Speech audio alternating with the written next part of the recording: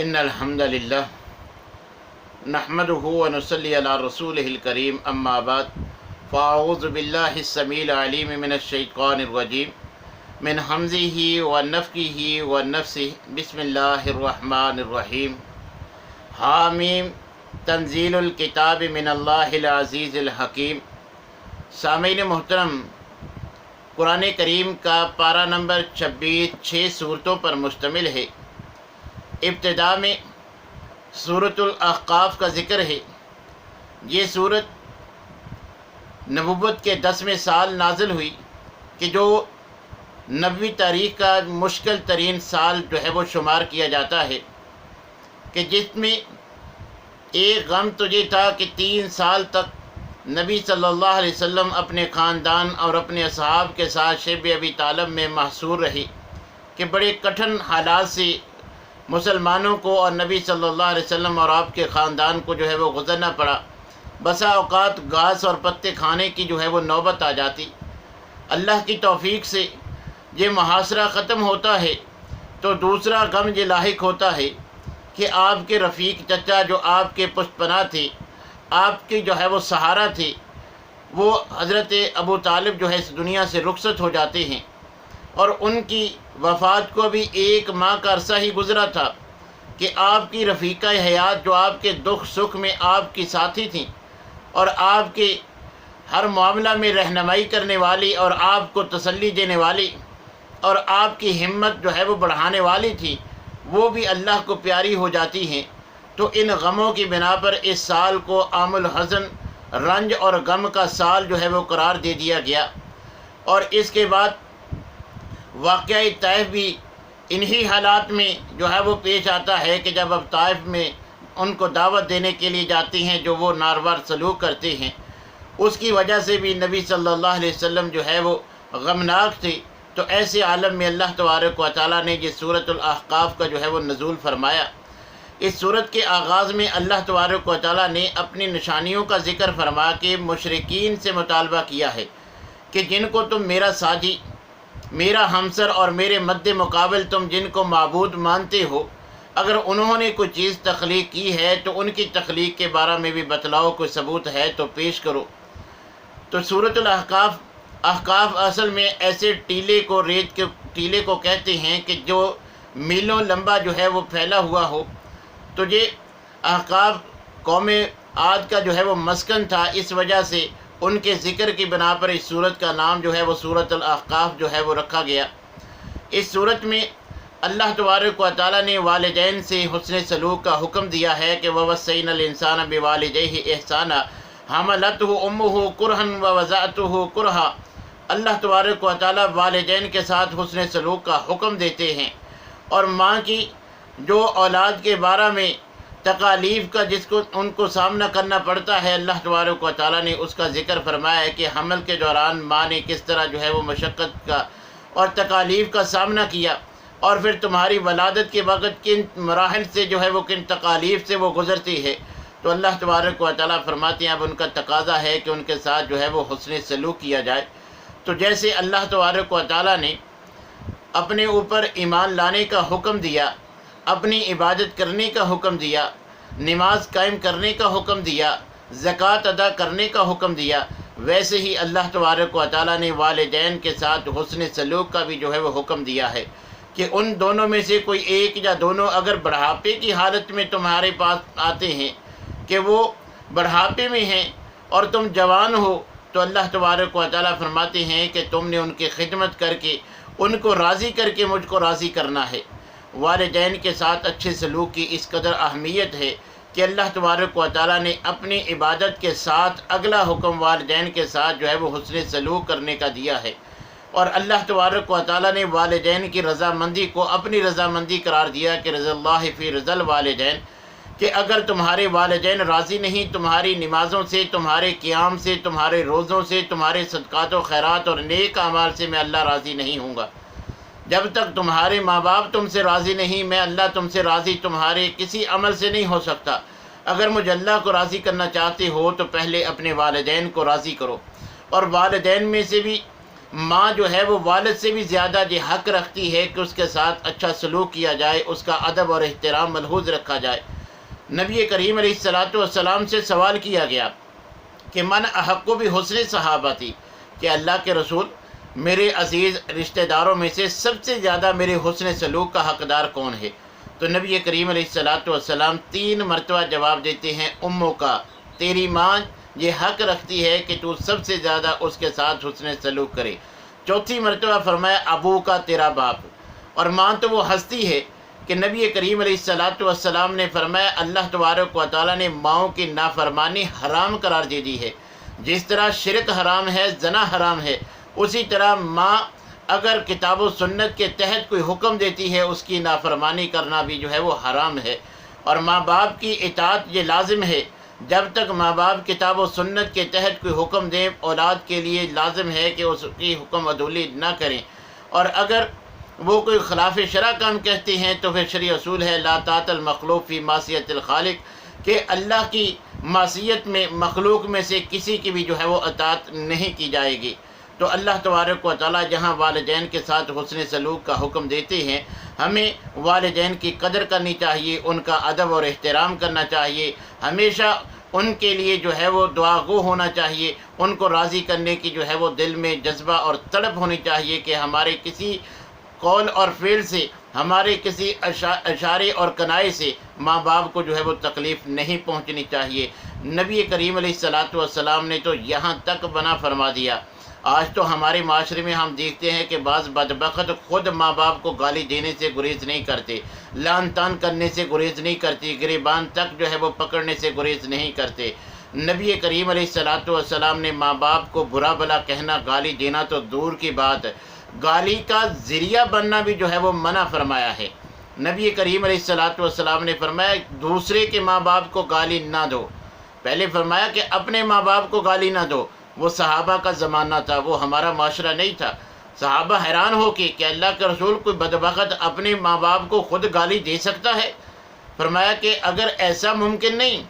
ایسا کوئی نہیں تمہاری نظر میں، تو ایسا تو ممکن ہے کہ وہ دوسرے کے ماں باپ کو گالی دے گا، وہ جواب میں اس کے ماں باپ کو گالی دیں گے، تو گویا کہ اپنے ماں باپ کو گالی دلوانے کا ذریعہ تو بنا ہے، لہٰذا دوسرے کے ماں باپ کو ہی گالی نہ دو تاکہ تمہارے ماں باپ کو وہ بھی گالی نہ دیں۔ یعنی اولاد کو تو نبی صلی اللہ علیہ وسلم نے حکم دیا ہے کہ ماں باپ کو گالی دلوانے کا ذریعہ تک نہ بنے، چاہے جائے کہ خود ہی ان کی توہین کریں، خود ہی ان کو گالیاں بکتے پھریں۔ یہ انسان جو ہے وہ انسانیت کے انسان کہلانے کے لائق نہیں ہے کہ جو اپنے ماں باپ کو جو ہے وہ گالیاں بکتا ہے، جو ان کی توہین کرتا ہے، ان کے ساتھ جو ہے وہ زبان درازی کرتا ہے۔ تو ہمیں ماں باپ کے ساتھ جو ہے وہ ادب احترام کے ساتھ پیش آنا چاہیے، ان کی قدر کرنی چاہیے، ان کو ہر معاملہ میں ان سے مشاورت کرنی چاہیے، ان کو وقت دینا چاہیے، ان کو راضی رکھیں گے تو اگر ماں باپ راضی ہیں تو اللہ راضی ہوگا، اگر ماں باپ ناراض ہیں تو اللہ تبارک و تعالی ہم سے راضی نہیں ہو سکتا۔ اس کے بعد اللہ تبارک و تعالی نے حمل کی مدت کا ذکر فرمایا ہے کہ کم سے کم حمل کی جو مدت ہے وہ 6 ماہ ہے۔ 6 ماہ یا اس سے زائد جب اگر بچہ پیدا ہوتا ہے تو مرد جو ہے وہ نسب کے انکار کرنے کا مجاز نہیں ہوتا۔ اور اسی طرح رضاعت کے مسئلہ بھی نبی صلی اللہ علیہ وسلم نے بھی اس کی وضاحت فرما دی، اور اللہ تبارک و تعالیٰ بھی یہاں بیان فرماتے ہیں کہ اس کی زیادہ سے زیادہ مدت جو ہے وہ 2 سال ہے۔ سورہ بقرہ میں بھی اس کی جو ہے وہ وضاحت اللہ تبارک و تعالیٰ نے کر دی، اور اس میں رخصت بھی دی ہے کہ زیادہ سے زیادہ دودھ پہ بچے کو پلانے کے لیے جو ہے وہ مدت 2 سال ہے، مگر اس میں جو ہے وہ کمی ممکن ہے، زیادتی ممکن ہے۔ اگر بچے کی صحت کو نقصان نہیں پہنچتا، ماں باپ مشاورت کے ساتھ اگر سمجھتے ہیں کہ بچے کو اگر اب دودھ چھڑا لیا جائے، بچہ دودھ کے علاوہ بھی دیگر غذائیں استعمال کرنی شروع کر دیا ہے اس نے، تو اگر وہ مناسب سمجھتے ہیں بشرطے کہ بچے کی صحت کو نقصان نہ پہنچے، تو 2 سال سے قبل بھی سال بعد 1.5 سال بعد یا جو ہے سال سے بھی پہلے جو ہے وہ بچے کا دودھ چھڑایا جا سکتا ہے، مگر 2 سال یہ آخری حد ہے۔ 2 سال سے جو ہے وہ زائد بچے کو دودھ پلانا جو ہے وہ شرعی لحاظ سے درست نہیں۔ اس کے بعد اللہ تبارک و تعالیٰ قوم عاد کا ذکر فرماتے ہیں، ان کی ہلاکت کی منظر کشی اللہ نے بیان کی ہے کہ احقاف والوں کی طرف جو ہے وہ حود علیہ السلام جو ہے وہ نبی اور رسول بنا کر بھیجے گئے، ان کی طرف عادیوں کی طرف حضرت حود سے پہلے بھی انبیاء اور رسول آئے اور ان کے بعد بھی آئے، اور اللہ کی توحید کی ان کو دعوت دی، اللہ کے عذاب سے جو ہے وہ ان کو ڈرایا، تو انہوں نے دعوت کا انکار کیا اور عذاب کو جو ہے وہ طلب کرنے میں بہت جلدی کی کہ جس عذاب سے تم ہمیں ڈراتے ہو وہ عذاب لے کیوں نہیں آتے، جس عذاب کی ہمیں دھمکی دیتے ہو وہ عذاب لے آؤ اگر تم سچے ہو۔ تو اللہ تبارک و تعالیٰ نے اس کا جواب یہ دیا کہ انبیاء کا کام دعوت دینا ہے، اور انہوں نے عذاب سے تمہیں خبردار کیا ہے کہ تمہیں اللہ عذاب دے گا، انہوں نے یہ نہیں کہا کہ ہم تمہیں عذاب سے گرفتار کریں گے۔ تو یہ عذاب لانے کا اختیار نہیں رکھتے۔ انبیاء اور رسل کا کام صرف دعوت پہنچانا ہے، ہاں عذاب دینا میرے اختیار میں ہے، اور اس کے لیے مجھے کسی کی رائے کی، کسی کے مشورے کی ضرورت نہیں ہے۔ میں جب مناسب سمجھتا ہوں، میرا ایک اصول ہے، قانون ہے کہ میں تمہیں عقل و شعور بھی دیتا ہوں، آنکھ کان ہاتھ سب دیتا ہوں، تاکہ تم جو ہے وہ حق پہچاننے میں یہ آزاد تمہارے مددگار ثابت ہوں۔ پھر تمہیں شریعت بھی دیتا ہوں، تمہاری رہنمائی کے لیے انبیاء اور رسل بھی بھیجتا ہوں، پھر جب تم انکار کرتے ہو پھر تمہیں مزید ڈھیل بھی دیتا رہتا ہوں، مگر جب میں مناسب سمجھتا ہوں کہ اب ڈھیل سے تم جو ہے وہ آگے زیادہ بڑھ رہے ہو عداوت میں، دشمنی میں، اور انبیاء اور رسل کو نقصان پہنچانے سے تم گریز نہیں کرتے، تو تب میرا عذاب آتا ہے۔ اور اللہ تبارک و تعالیٰ کا عذاب ان عادیوں پر بھی آیا کہ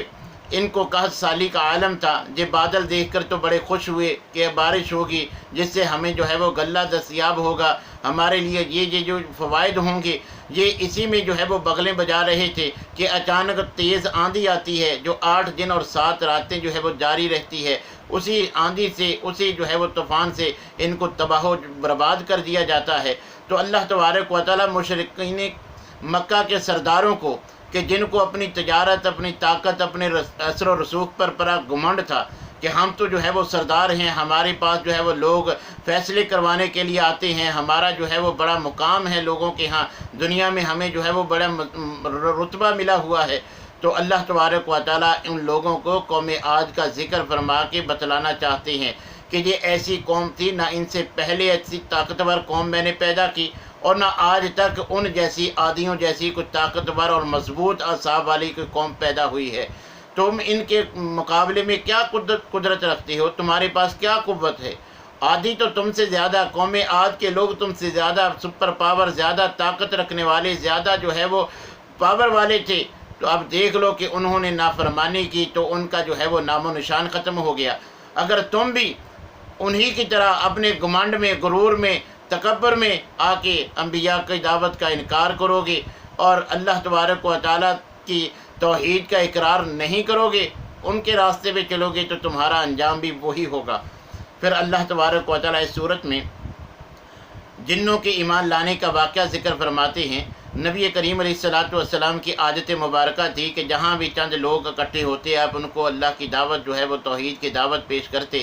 تو عرب میں مختلف مقامات پر جو ہے وہ میلے لگا کرتے تھے جہاں کثرت سے جو ہے وہ لوگ شریک ہوا کرتے تھے۔ اسی وجہ سے نبی صلی اللہ علیہ وسلم جو ہے وہ سوق اوقات جو ہے وہ جاتے ہیں کہ لوگوں کو وہاں جہاں زیادہ لوگ مختلف قبائل کے، مختلف علاقوں کے لوگ جمع ہوں گے، ان کو اللہ کی توحید کی دعوت دوں گا تو ممکن ہے اللہ کسی کو توفیق بخش دیں۔ تو اسی سفر میں ایک مقام پہ نبی صلی اللہ علیہ وسلم اپنے اصحاب کو نماز فجر کی ادا کروا رہے تھے، امامت کروا رہے تھے، قرآن کی تلاوت جاری تھی کہ وہیں سے جنوں کے گروہ کا جو ہے وہ گزر ہوتا ہے، وہ قرآن کی تلاوت سنتے ہیں۔ اللہ تبارک و تعالیٰ ان کو جو ہے وہ قرآن کی تاثیر سے، ایمان کی دولت سے سرفراز فرما دیتے ہیں کہ بعض ان میں سے جو ہے وہ مومن ہو جاتے ہیں، ایمان لے آتے ہیں۔ صرف ایمان ہی نہیں لاتے بلکہ جا کر اپنے قبیلے کے لوگوں کو، اپنے دیگر جو ہے وہ جان پہچان کے لوگوں کو بھی قرآن کے متعلق بتلاتے ہیں اور ایمان لانے کی جو ہے وہ تبلیغ کرتے ہیں، دعوت دیتے ہیں۔ تو اللہ تبارک و تعالیٰ یہ واقعہ ذکر کر کے ان مشرکین مکہ کو بتلانا چاہتے ہیں کہ دلائل اتنے جو ہے وہ واضح ہیں، یہ میری تخلیقات اور میرے دلائل، یہ قدرت کاملہ کے اور میرے جو ہے وہ وجود کو سمجھنے کے لیے کوئی جو ہے وہ رکاوٹ نہیں ہے۔ اگر دل میں حسد اور بغض نہ ہو تو یہ دیکھو جنوں نے قرآن سنا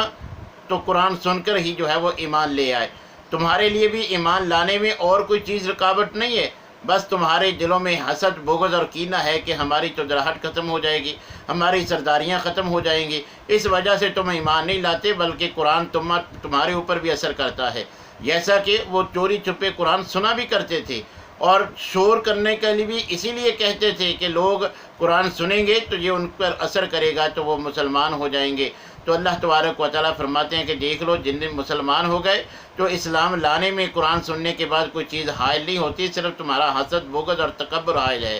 اس کے بعد سورۃ محمد کا ذکر ہے۔ یہ مدنی صورت ہے اور مدینہ میں جو ابتدائی صورتیں نازل ہوئیں ان میں اس کا شمار ہوتا ہے۔ ہجرت کے بعد کفار نے مسلمانوں کو تنگ کرنا بند نہیں کیا، بلکہ مزید جو ہے وہ سازشیں کرنے سے باز نہ آئے، ان کا معاشی بائیکاٹ بھی کرتے ہیں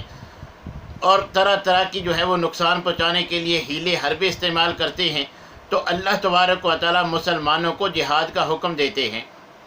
کافروں کو قتل کرنے کا حکم دیتے ہیں، اور جنگ کے بعض اصول بھی بتلاتے ہیں، قواعد و ضوابط سے آگاہ کرتے ہیں کہ ان کو قتل کرو، اور جو قیدی بن سکتے ہیں ان کو قیدی بنا لو، ان کو جو ہے وہ رسیوں سے باندھ لو، اور جب وہ فدیہ دے کے جو ہے وہ رہائی چاہیں تو ان سے فدیہ لے کر جو ہے وہ رہا کر دو۔ تو یہ اللہ تبارک و تعالیٰ کے ان اصولوں پر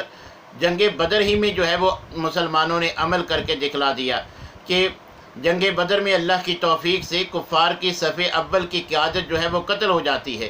اور دوسری ٹرم کے جو لوگ ہیں وہ قیدی بن جاتے ہیں۔ ان قیدیوں میں سے عقبہ بن ابی معیط، کیونکہ یہ بڑا سازشی قسم کا آدمی تھا، اسلام اور مسلمانوں کو بڑا نقصان پہنچاتا تھا، لوگوں کو اسلام کے خلاف اکساتا تھا، اس کو تو نبی صلی اللہ علیہ وسلم نے جو ہے وہ قتل کرنے کا حکم دیا۔ اور اس کے علاوہ باقی جو قیدی تھے جن کو رسیوں سے باندھا گیا تھا اللہ کے حکم کے مطابق، ان کو فدیہ لے کر اور بعض کو 10 مسلمان بچوں کو تعلیم کے عوض جو ہے وہ رہا کر دیا گیا۔ تو اس انداز میں سورہ محمد کی ابتدائی آیات میں جو اللہ نے جنگ کے احکام سے نوازا تھا ان پر جو ہے وہ عملی صورت میں جنگ بدر ہی میں جو ہے وہ مسلمانوں نے عمل کر کے دکھلا دیا۔ پھر اللہ تبارک و تعالیٰ نے جنت کے 4 مشروبات کا جو ہے وہ ذکر کیا ہے کہ جنت کی نہروں میں جو پانی جنت کی نہروں میں ہوگا وہ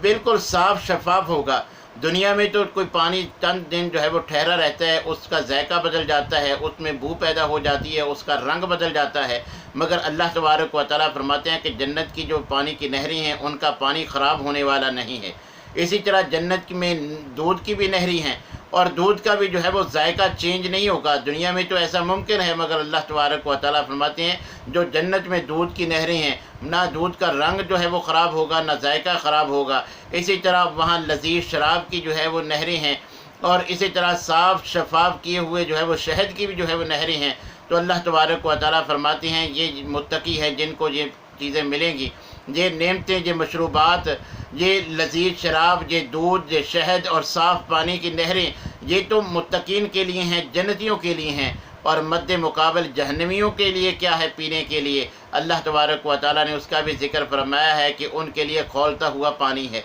جب وہ پئیں گے پیاس بجھانے کے لیے اتنا جو ہے وہ گرم ہوگا کہ ان کی آنتڑیوں کو کاٹ کے پیشاب کے راستے سے جو ہے وہ نیچے پھینک دے گا۔ کہیں ان کو جو ہے وہ جہنمیوں کے زخموں سے نکلی ہوئی پیپ، کبھی خون اور اس طرح کی جو ہے وہ گندی چیزیں جو ہے وہ ان کو پینے کے لیے، کبھی تانبے کی چیزیں جو ہے وہ کھانے پینے کے لیے جو ہے وہ دی جائیں گی، اور اس کے مد مقابل جنتیوں کے لیے یہ عمدہ جو ہے وہ مشروبات ہوں گے۔ اس کے بعد اللہ تبارک و تعالیٰ فرماتے ہیں یا ایھا الذین آمنوا اطیعوا اللہ واطیعوا الرسول ولا تبطلوا اعمالکم، کہ اللہ رسول کی اطاعت کرو، اپنے اعمال کو باطل اور ضائع نہ کرو۔ یعنی جو بھی عمل اگرچہ نیکی کے جذبے سے کیا جائے، جو اللہ رسول کی اطاعت سے ہٹ کر ہے وہ باطل اور ضائع ہے، اس کا کوئی جو ہے وہ اجر و ثواب نہیں۔ جیسا کہ خود نبی کریم علیہ الصلوۃ والسلام نے فرما دیا من عمل عملا لیس علیہ امرنا فہو رد، کہ ہر وہ عمل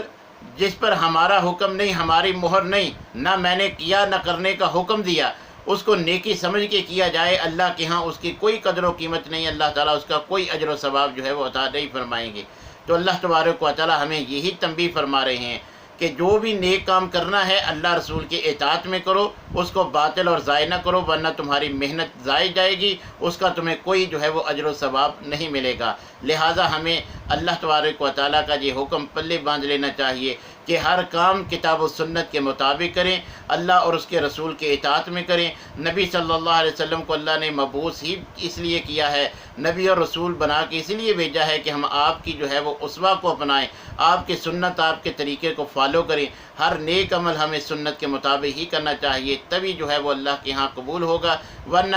اس کا کوئی اجر و ثواب نہیں ہوگا، وہ جو ہے وہ انسان کے منہ پہ مار دیا جائے گا، اللہ تبارک و تعالیٰ اس کا کوئی اجر ثواب عطا نہیں فرمائیں گے۔ اس کے بعد انفاق فی سبیل اللہ کا ذکر کرتے ہوئے اللہ تبارک و تعالیٰ فرماتے ہیں کہ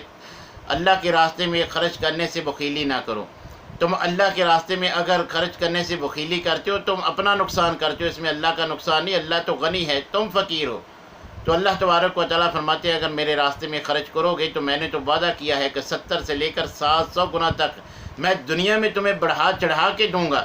اگر تم میری اس پیشکش کو قبول نہیں کرتے، میرے راستے میں خرچ کرنے سے جو ہے وہ کتراتے ہو، تمہیں شیطان ڈراتا ہے کہ اس سے جو ہے وہ مال خرچ کرنے سے کم ہو جائے گا، تمہاری اپنی ضروریات زیادہ ہیں تو تم خرچ کیوں کرتے ہو، تمہیں خرچ کرنے سے روکتا ہے۔ تو اللہ تبارک و تعالیٰ فرماتے ہیں تم اپنا نقصان کرتے ہو، اگر خرچ کرتے تو تمہیں 700 گنا تک بڑھا چڑھا کے دنیا میں دیتا اور آخرت میں بھی اس کا بدلہ دیتا، مگر تم نے یہ پیشکش قبول نہیں کی تو نقصان اپنا کیا، میرا کوئی نقصان نہیں کیا، میں تو غنی ہوں، فقیر تم ہی ہو۔ اس کے بعد سورۃ الفتح کا ذکر ہے۔ یہ 6 ہجری کو رسول اللہ صلی اللہ علیہ وسلم نے جب خواب دیکھا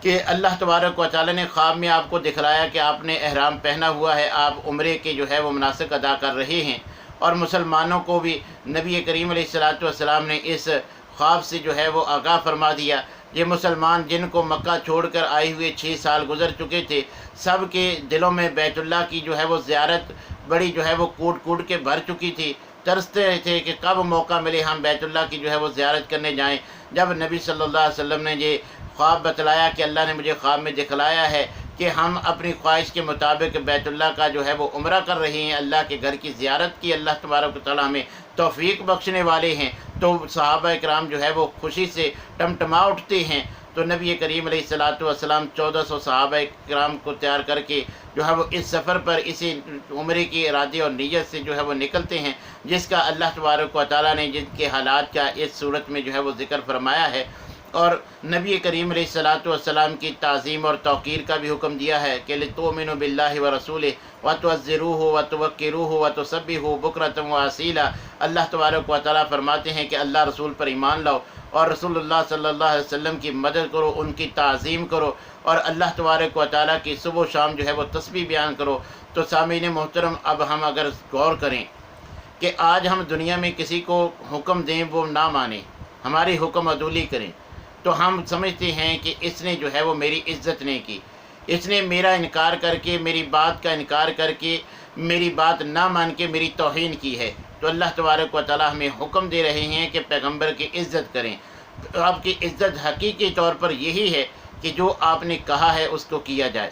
جس سے آپ نے روکا ہے اس سے جو ہے وہ رک جایا جائے، اس کو جو ہے وہ ترک کر دیا جائے۔ یہی نبی کریم علیہ الصلوۃ والسلام کی عزت ہے۔ جیسے ہم دنیا میں اپنی عزت اسی کو سمجھتے ہیں کہ جو ہم حکم دیں اس پر عمل ہو، وہ ہماری بات مانے، ہم سمجھتے اس نے میری عزت کی۔ تو نبی صلی اللہ علیہ وسلم کی بھی عزت یہی ہے کہ آپ کے سنت کو، آپ کے طریقے کو جو ہے وہ فالو کیا جائے، یہی حقیقی محبت ہے، کیونکہ نبی کریم علیہ الصلوۃ والسلام نے فرما دیا من احب سنتی فقد احبانی،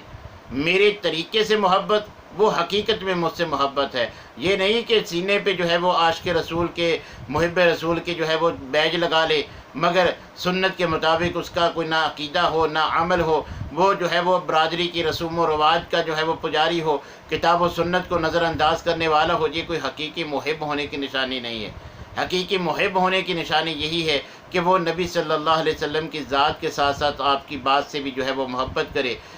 جو نبی صلی اللہ علیہ وسلم نے کہا ہے اس کو فالو کرے، جس سے روکا ہے اس سے مکمل جو ہے وہ اجتناب کرے۔ اس کے بعد اللہ تبارک و تعالیٰ بیت رضوان کا جو ہے وہ ذکر فرماتی ہیں کہ جب نبی صلی اللہ علیہ وسلم 1400 صحابہ کے ساتھ عمرہ کی نیت سے نکلتے ہیں تو مکہ کے قریب پہنچ کر مکہ والوں سے مشاورت کے لیے، ان سے جو ہے وہ بات کرنے کے لیے حضرت عثمان غنی رضی اللہ تعالیٰ عنہ کو سفیر بنا کر بھیجتے ہیں۔ وہ چند دن جو ہے وہ واپس نہیں آتے تو ادھر افواہ پھیل جاتی ہے کہ ان کو شہید کر دیا گیا۔ ان کے خون کا بدلہ لینے کے لیے نبی کریم علیہ الصلوۃ والسلام ان 1400 صحابہ کرام سے ایک درخت کے نیچے جو ہے وہ بیعت لیتے ہیں۔ اللہ تبارک و تعالیٰ کو یہ عمل اتنا پسند آیا کہ خود اللہ تبارک و تعالیٰ نے بھی اس بیعت میں شرکت کا اعلان فرمایا کہ میرا ہاتھ بھی ان صحابہ کرام کے ہاتھوں میں ہے کہ جنہوں نے نبی صلی اللہ علیہ وسلم کے ہاتھ پہ ہاتھ رکھ کر جو ہے وہ بیعت کی ہے۔ تو اللہ تبارک و تعالیٰ ان بیعت میں شامل ہونے والے صحابہ کرام کی عظمت بیان فرماتے ہوئے فرماتے ہیں لقد رضی اللہ عن المؤمنین اذ یبایعونک تحت الشجرہ فعلم ما فی قلوبہم فانزل السکینۃ علیہم واصابہم فتحا قریبا۔ اللہ تبارک و تعالیٰ فرماتے ہیں میں ان مومنوں سے راضی ہوں جو پیغمبر کے ہاتھ پہ درخت کے نیچے جو ہے وہ بیعت کرتے ہیں۔ اللہ تبارک و تعالیٰ فرماتے ہیں میں جانتا ہوں جو یہ کام کر رہی ہیں دل کے طور پر کر رہی ہیں، ان کے دلوں میں بھی ایسی ہی نبی کریم علیہ الصلوۃ والسلام کی اطاعت کے جذبات ہیں، اسلام کے لیے اور مسلمانوں کے لیے، اسلام کے دفاع کے لیے مر مٹنے کے جو ظاہراً ان کے اسباب نظر آتے ہیں، دلی طور پر بھی یہ ایسا ہی ماحول ہے۔ تو اللہ تبارک و تعالیٰ جو دلوں کے بیچ جانے والے ہیں صحابہ کرام کی گواہی دیتے ہیں کہ یہ پیغمبر کا ظاہری دل رکھنے کے لیے بیعت نہیں کر رہے، حقیقی طور پر دلوں میں بھی ان کے ایسے ہی جذبات ہیں کہ نبی صلی اللہ علیہ وسلم کے حکم پر ہم اپنی جانیں اپنا خون جو ہے وہ بہانے سے بھی دریغ نہیں کریں گے۔ تو اللہ تبارک و تعالیٰ نے اس کا ذکر کیا جب اس بیعت کا علم کفار کو جو ہے وہ ملتا ہے کہ اس طرح نبی صلی اللہ علیہ وسلم کے ہاتھ پہ صحابہ نے جو ہے وہ بیعت کی ہے کہ وہ ہم سے جو ہے وہ لڑنے کے لیے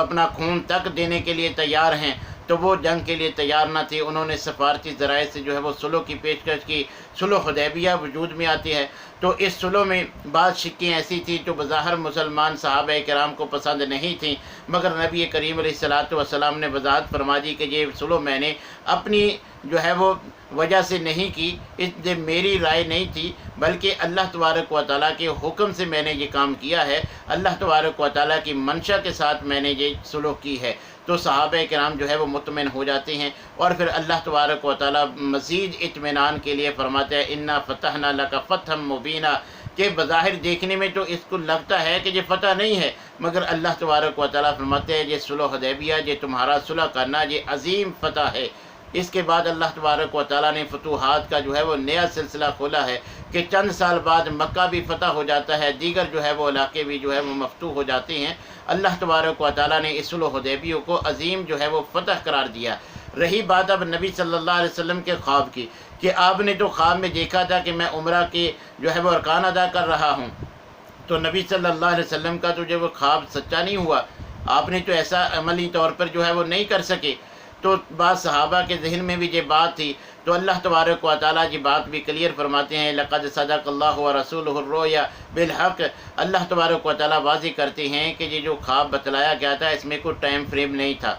کہ اسی سال یہ جو ہے وہ وقوع پذیر بھی ہوگا۔ اللہ تبارک و تعالیٰ یقین دلاتے ہیں کہ انشاءاللہ آمنین محلقین رؤوسکم، کہ انشاءاللہ تم ضرور یہ کام کرو گے، ان قریب جو ہے وہ اللہ تبارک و تعالیٰ تمہیں جو ہے وہ موقع فرمائیں گے، جیسے انہوں نے بھی معاہدے میں کہا تھا کہ اگلے سال کر لینا، تو اللہ تبارک و تعالیٰ اگلے سال یہ موقع دیتے ہیں کہ سب جا کر جو ہے وہ نبی صلی اللہ علیہ وسلم کے ساتھ صحابہ جا کے عمرہ ادا کرتی ہیں، تو اس انداز میں یہ پیشین گوئی جو ہے وہ پوری ہو جاتی ہے۔ اللہ تبارک و تعالیٰ وقتی طور پر بتلا دیتے ہیں کہ یہ کام ضرور ہوگا، لہذا تمہیں شکوک و شبہات میں جو ہے وہ پڑھنے کی ضرورت نہیں ہے۔ اس کے بعد صحابہ کرام کی عمدہ صفات کا اللہ تبارک و تعالیٰ نے ذکر فرمایا ہے کہ محمد الرسول اللہ والذین معہ اشداء علی الکفار رحماء بینہم، کہ یہ صحابہ کرام ان کی کیفیت یہ ہے کہ کافروں پر بہت سخت ہیں اور آپس میں انتہائی رحم دل ہیں، آپس میں حقیقی بھائیوں کی مانند ہیں، رکوع کرنے والے ہیں، اللہ کے حضور سجدہ کرنے والے ہیں، اپنے رب کا جو ہے وہ فضل تلاش کرنے والے ہیں۔ ان کی علامت ان کے چہروں کے اوپر جو ہے وہ سجدے کے نشان سے جو ہے وہ عیاں ہو جاتی ہے۔ ان کی صفات میں نے ان صحابہ کرام کی ان عمدہ صفات کا ذکر میں اللہ نے جو ہے وہ تورات و انجیل میں بھی کیا ہے۔ اللہ تبارک و تعالیٰ نے ان سے مغفرت اور اجر عظیم کا جو ہے وہ وعدہ کر رکھا ہے۔ یہ اللہ تبارک و تعالیٰ نے صحابہ کرام کی جو ہے وہ عظمت اور ان کی عمدہ صفات کا جو ہے وہ اس صورت میں ذکر فرمایا ہے۔ اس کے بعد سورۃ الحجرات کا ذکر ہے کہ جس کی پہلی 5 آیات میں نبی کریم علیہ الصلوۃ والسلام کے متعلق آداب بتلائے گئے ہیں کہ یا ایھا الذین آمنوا لا ترفعوا اصواتکم فوق صوت النبی ولا تجہروا لہ بالقول कजहरी बाज़िकुम लिबाज़। अल्लाह तबारक व तआला फरमाते हैं कि अल्लाह और उसके रसूल से आगे ना बढ़ो, अपनी आवाज़ नबी सल्लल्लाहु अलैहि वसल्लम की आवाज़ से ऊंची ना करो, ऊंची आवाज़ से तुम्हारे अमाल जो है वो ज़ाय होने का ख़तरा है। और फरमाया कि अगर अक्सर कामों में जिन नबी सल्लल्लाहु अलैहि वसल्लम तुम्हारी बात मान लें, तुम्हारी राय को तस्लीम कर लें, तो तुम मुश्किल में पड़ जाओगे। लिहाजा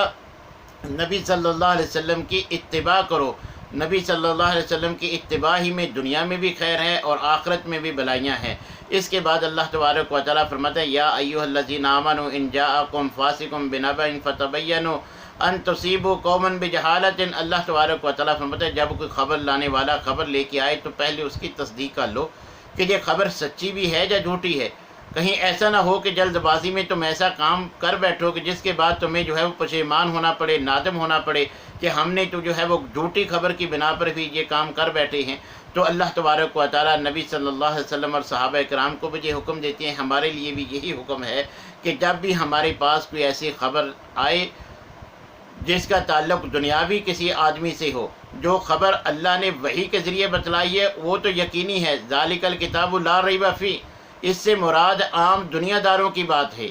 कि जो कोई दुनियावी बात कोई इंसान आकर बतलाता है जिससे गलती का अंदेशा मुमकिन है, अगर वो की ख़बर देता है तो हमें फ़ैसला करने से पहले उसकी तहकीक कर लेनी चाहिए कि क्या वाक़अतन ख़बर ऐसे ही है, सच्ची है, तो फिर उस पर एक्शन लेना चाहिए। लाइल्मी में कोई ऐसा काम कर बैठो कि जो वो ख़बर झूठी थी उसका तुम्हें नुकसान हो, फिर तुम्हें जो है वो पशेमान होना पड़े। इस वजह से अल्लाह तबारक व तआला हमें बतलाते हैं कि तुम ये उसूल बना लो कि पहले तहकीक करो, उसके बाद जो है वो फ़ैसला करो। फिर अल्लाह तबारक व तआला फरमाते हैं कि दो जमातों में अगर आपस में इख्तिलाफ़ हो जाए, व इन ताइफ़तान मिनल मोमिनीन इक़्ततलू फ़अस्लिहू बैनहुमा, कि दो मुसलमान जमातें या दो मुसलमान आपस में अगर लड़ पड़े तो उनमें जो है वो सुलह करवा दो। और सुलह का असूल भी बतला दिया कि जब सुलह कराने वालों को पता चल जाए कि इनमें से कौन हक़ पर है, फिर जो बागी है वो बगावत करता है, बाज नहीं आता, तो सुलह करवाने वालों को अल्लाह तबारक व तआला फरमाते हैं कि तुम हक़ वालों का साथ दो, उनके साथ जो है वो डट कर बागियों का जो है वो मुकाबला करो। इसके बाद अल्लाह तबारक व तआला ने सूरत में झगड़े के असबाब से बचने की तलकीन की है कि अगर तुम इन कामों से इज्तनाब कर लोगे तो झगड़े की नौबत ही नहीं आएगी। झगड़ा हो जाए तो सुलह करवा दो, और इन बातों पर अगर अमल करोगे, यानी गीबत नहीं करोगे, चुगली नहीं करोगे, बदगुमानी नहीं लोगे, बुरे अलकाब से दूसरों को नहीं बुलाओगे, कोई मर्द किसी मर्द का, कोई औरत किसी औरत का जो है वो मजाक नहीं उड़ाएगा, किसी की ऐबजोई नहीं करोगे, कौमी और कबायली असबियत से इज्तनाब करोगे, क्योंकि तुम एक माँ बाप की तो औलाद हो। तुम्हें जो मुख्तलिफ़ कबाइल और ग्रोहों में, कबीलों में तुम्हें पहचान के लिए जो है वो मैंने तकसीम किया है, वरना हकीकत में तुम एक ही माँ बाप की औलाद हो। तो अल्लाह तबारक व तआला फरमाते हैं, अगर इन बातों पर अमल कर लो झगड़े की नौबत ही नहीं आएगी। अगर झगड़ा हो जाए तो आपस में सुलह करवा लो। तो भाई, अगर हम चाहते हैं कि हमारे घरों में भी अमन व सुकून हो, ये हमारे जो बरादरी के झगड़े होते हैं, मियाँ बीवी के झगड़े होते हैं, माँ बाप के औलाद से झगड़े होते हैं, जो पड़ोसियों के और दीगर जो है वो माशरती जितने भी जो हमारी लड़ाइयाँ झगड़े जो कोर्ट कचहरियों तक जाती हैं, साल हर साल चलते हैं, अगर अल्लाह तबारक व तआला के अहकाम पे अमल करते हुए इन चीज़ों से इज्तनाब किया जाए तो झगड़े की नौबत ही नहीं आती। बहुत सारी हमारी मुश्किलात जो है वो हल हो जाती हैं, घरों में अमन सुकून पैदा हो जाता है अगर हम इन बातों पर अमल कर लें, इन अल्लाह की बतलाई हुई इन चीज़ों को तर्क कर दें। और इसी के साथ बुरे अलकाब से भी अल्लाह ने मना फरमाया है। हमारे माशरे में क्या होता है कि बच्चा पैदा होता है, बहुत उसका उम्दा नाम रखते हैं, मगर सारी ज़िंदगी उसको जो है वो गलत नाम से पुकारते हैं। ये बात जो है वो दुरुस्त नहीं है। अल्लाह तबारक व तआला ने बुरे नाम से, बुरे लक़ब से पुकारने से मना फरमाया है, लिहाजा ये रवश जो है वो दुरुस्त नहीं। हम मुसलमान हैं, हमें इस्लामी नाम जो है वो रखने पसंद है। जब हम इस्लामी नाम रखते हैं तो फिर उनकी लाज भी रखा करें। हकीकत यह है कि शरी लिहाज से सबसे जो उम्दा नाम है, बेहतर और अफजल नाम है अब्दुल्ला और अब्दुर्रहमान। इसका कसरत के साथ मुसलमान इंतखाब तो कर लेते हैं, मगर अब्दुल्ला को हमेशा अब्दुल्ला कहकर, अब्दुर्रहमान को मानी कहकर पुकारते हैं। हालांकि अल्लाह और रहमान ये अल्लाह के सिफाती नाम है। अल्लाह तो अल्लाह का हकीकी नाम है और रहमान अल्लाह का सिफाती नाम है। ये दोनों अल्लाह के जो है वो ज़ाती नाम भी शुमार किए गए हैं। तो ये अल्लाह के नाम को हम बगाड़ रहे हैं। तो जिस तरह हम ये बात मलहूज़ रखते हैं शरी लिहाज से अच्छे मानी वाला लफ्ज़ हो, اچھا جو ہے وہ نام ہم رکھنے کا جو ہے وہ اہتمام کرتے ہیں تو ہمیں وہ ساری زندگی اسی اچھے نام سے ہی پکارنا چاہیے۔ غلط نام سے، تحقیر آمیز جو ہے وہ نام سے پکارنا شرعی لحاظ سے جو ہے حرام ہے۔ اس کے بعد اللہ تبارک و تعالیٰ نے فرمایا کہ حقیقی مومن وہ ہوتا ہے جو اللہ اور اس کے رسول پر ایمان لائے، اور ایمان لانے کے بعد پھر وہ شک میں مبتلا نہ ہو، اور اس کے بعد کہ اللہ رسول کے بارے میں وہ شکوک و شبہات میں بھی نہیں پڑتا، اور اللہ کے راستے میں اللہ کی رضا کے لیے جان اور مال سے جو ہے وہ جہاد کرنے سے بھی جو ہے وہ نہیں کتراتا، پیچھے نہیں ہٹتا۔ اللہ کے راستے میں اپنی جان اور مال کے ساتھ جو جہاد کرتا ہے، اللہ تبارک و تعالیٰ فرماتے ہیں یہی حقیقی اور سچا مومن ہے۔ اس کے بعد سورہ قاف میں، یہ سورت جو ہے وہ مکی ہے، جس کو نبی صلی اللہ علیہ وسلم جو ہے وہ خطبہ جمعہ میں اور بعض اوقات جو ہے وہ فجر کی تلاوت میں، فجر کی نماز میں جو ہے وہ پڑھا کرتے تھے۔ اس سورت میں اللہ تبارک و تعالیٰ نے عقیدہ آخرت بیان فرمایا ہے، اور حتمی طور پر جو ہے وہ بتا دیا کہ تم مانو یا نہ مانو۔ جو منکرین تھے ان سے واضح حتمی طور پر کہہ دیا کہ تم مانو یا نہ مانو، قیامت بہرحال لازماً جو ہے وہ قائم ہو کر رہے گی، کیونکہ اللہ نے جو انتظامات کیے ہیں اس کے لیے ان کا تقاضا ہے کہ قیامت ضرور قائم ہو، آخرت ضرور آئے۔ تو اللہ تبارک و تعالیٰ نے اس صورت میں یہ بات بھی بیان فرمائی ہے کہ وَنَحْنُ أَقْرَبُ إِلَيْهِ مِنْ حَبْلِ الْوَرِيدِ، کہ ہم تمہاری جو ہے وہ شارخ سے بھی قریب ہیں۔ اور اللہ تبارک و تعالیٰ فرماتے ہیں کہ جب بھی تم زبان سے کوئی لفظ نکالتے ہو، کوئی کام کرتے ہو، تو میرے مقرر کیے ہوئے فرشتے ان کو نوٹ کرنے کے لیے جو ہے وہ تیار بیٹھے ہیں۔ تو اس سے ہمیں متنبہ رہنا چاہیے۔ آج اگر ہم یہ سمجھتے ہیں کہ ہمیں کوئی دیکھ نہیں رہا، ہم جو مرضی کر لیں، تو اللہ تبارک و تعالیٰ تو ہمیں دیکھ رہا ہے۔ اللہ اپنے علم اور قدرت کی بنا پر ہر وقت ہر جگہ کا علم رکھنے والے ہیں، اور اللہ تبارک و تعالیٰ فرماتے ہیں کہ میرے جو ہے وہ مقرر کیے ہوئے فرشتے تمہارے اعمال کو نوٹ کر رہے ہیں۔ تو اس لیے میرے بھائیوں، ہمیں ہر وقت جو ہے وہ متنبہ رہنا چاہیے کہ کوئی ایسا کام نہ کریں جو اللہ تبارک و تعالیٰ کی ناراضگی والا ہو۔ اللہ تبارک و تعالیٰ آخر میں منکرین آخرت کا انجام اور قیامت کے وقوع کی منظر کشی بھی بیان کرتے ہیں۔ اگر ہم چاہتے ہیں کہ ہمارا آخرت میں انجام بھی اچھا ہو اور دنیا میں بھی اللہ تبارک و تعالیٰ ہمارے لیے رحمتوں کا، برکتوں کا نزول فرمائیں، تو ہمیں ان واقعات سے سبق لیتے ہوئے جو اللہ تبارک و تعالیٰ نے قرآن میں بیان فرمائے ہیں، ان لوگوں کا راستہ اپنانا چاہیے کہ جو ایمان لانے والے اور انبیاء رسل کی دعوت کو قبول کرنے والے تھے۔ جو نافرمان تھے ان کا انجام تو ہم جو ہے وہ جان چکے ہیں کہ ان پر دنیا میں کیسے عذاب آئے۔ اگر ہم بچنا چاہتے ہیں تو ہمیں مومنوں والا کردار ادا کرنا ہوگا۔ اللہ تبارک و تعالیٰ سے دعا ہے کہ اللہ تعالیٰ ہمیں قرآن کریم کو سمجھنے اور اس پر عمل کرنے، اور اس میں جو گزشتہ اقوام کے واقعات بیان ہوئے ہیں ان سے عبرت حاصل کرنے کی توفیق عنایت فرمائے۔ وآخر دعوانا الحمد للہ رب العالمین۔